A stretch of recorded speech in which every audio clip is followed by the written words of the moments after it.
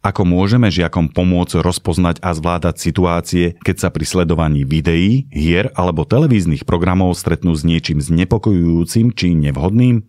Cieľom je posilniť ich vnútornú istotu, že majú právo odmietnúť obsah, ktorý v nich vyvoláva nepohodu. Žiakov sa pýtame na ich obľúbené seriály, hry a videá. Skúmajme, aké pocity tieto médiá vyvolávajú. Môžeme si spolu definovať, čo znamená, keď je niečo zábavné a prečo nás niektoré videá bavia, zatiaľ čo iné nás môžu znervózniť alebo rozrušiť. Pomocou konkrétnych príkladov žiaci začínajú premýšľať o tom, kde sú ich hranice a čo im je alebo nie je príjemné. So žiakmi sa môžeme rozprávať aj o tom, čo môžu urobiť, keď sa stretnú s nevhodným obsahom. Pomáhame im pomenovať jednoduché kroky. Môžu dané video či program jednoducho vypnúť.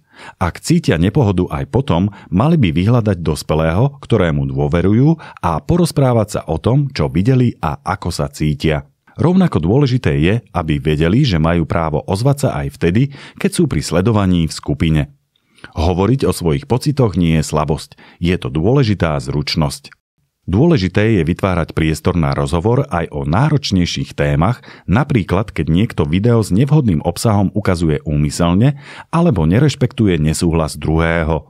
Žiaci sa tak učia, že ich pocity sú platné a že majú možnosť konať buď ozvaním sa alebo aj odchodom z miestnosti a zverením sa niekomu dôveryhodnému.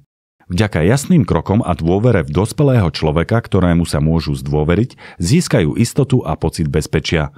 Na nás učiteľoch je, aby sme im tento rámec vytvárali, posilňovali ich hlas a dali im opakovane najavo, že je v poriadku povedať nie. Zamyslite sa, ako často máte v triede otvorený priestor na rozhovor o tom, čo žiaci sledujú a ako sa pri tom cítia. Porozprávajte sa so žiakmi alebo vašimi blízkymi na tému, čo robiť pri nevhodnom obsahu na obrazovkách.